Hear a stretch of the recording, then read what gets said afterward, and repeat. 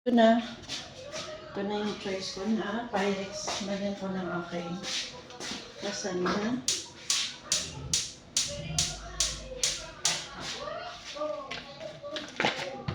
Lagyan ko lang siya ng butter para hindi magdikit yung aking pasta. So, lagay ko lang siya dito ng ganito.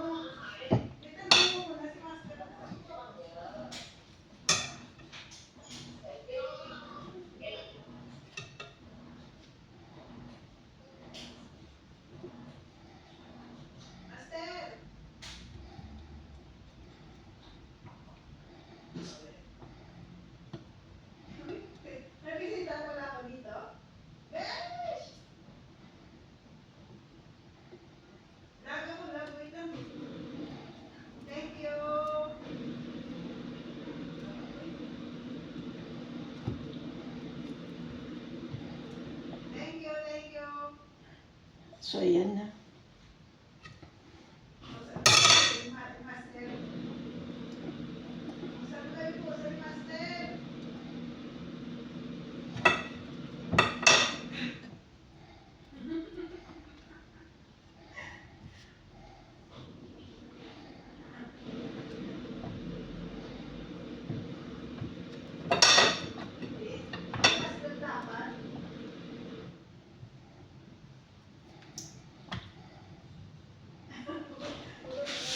So, yan. Tapos, lagyan ko na siya ng white sauce. Dito sa baba.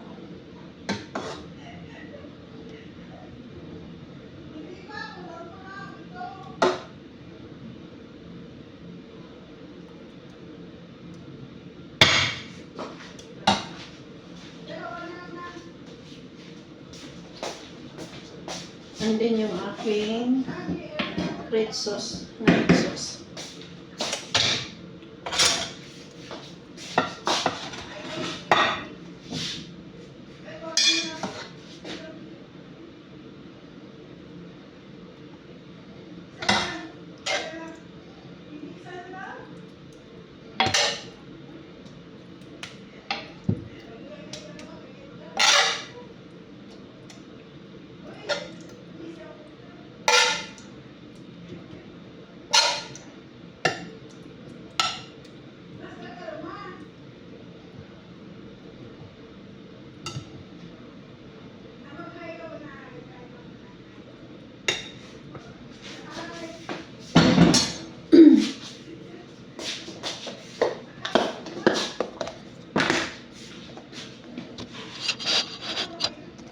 Tapos, lagyan natin siya ng mozzarella cheese.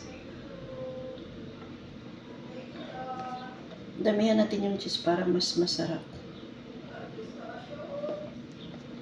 Pwede nyo rin lagyan ng pickles. Optional lang po kung gusto nyo. Pero pag hindi naman, okay na yung ganito. Ayan. Tapos, lagyan na naman natin siya ulit ng ating kunting white sauce dito sa taas. Ganun lang. Para mas creamiest yung ating pasta. Tapos, lagyan na naman natin ng isa pang layer.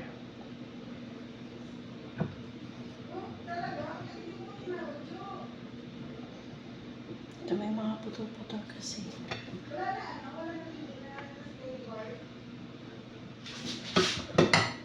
Tapos, lagyan na naman natin ng ating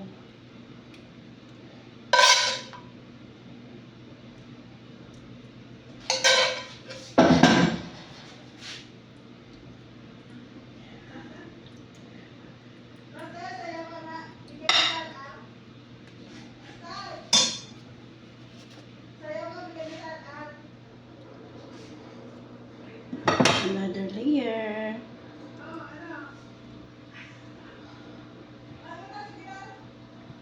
Ayan.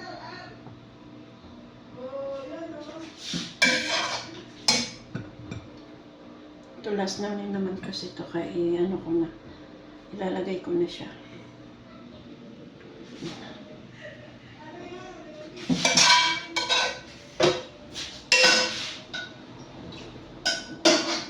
Tapos, lagyan natin itong natirang meat. Lagyan natin ng tubig na pinakiluan natin sa pasta. Ito. Tapos, lagay natin siya dito sa ibabaw.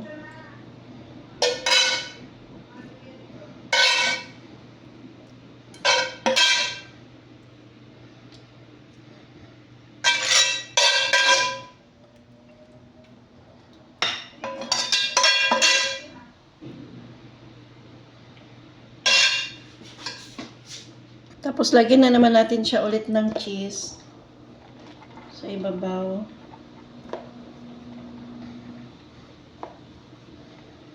Kailangan hindi po siya dry. Kasi minsan, yung pasta po talaga, para siyang bumabalik niya ang pagtigas kung nagda-dry siya. So, kailangan meron siya sauce na sapat na ilagay dito sa ano. Tapos ito, nalagyan na natin siya ng ibuhos na natin yung ating white sauce.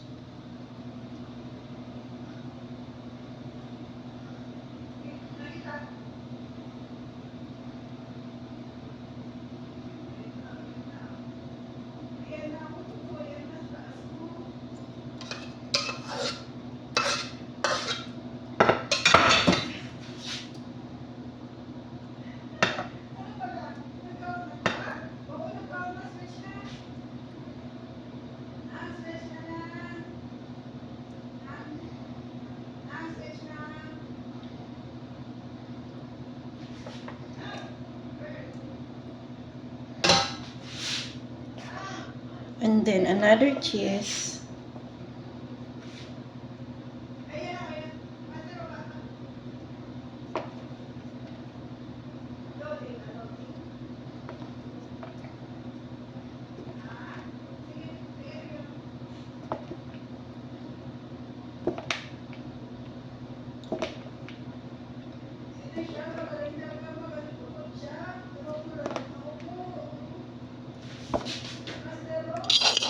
So, ayan na po yung ating gawa na lasagna. So, ayan. So, lagay na natin siya sa oven para i-bake na natin.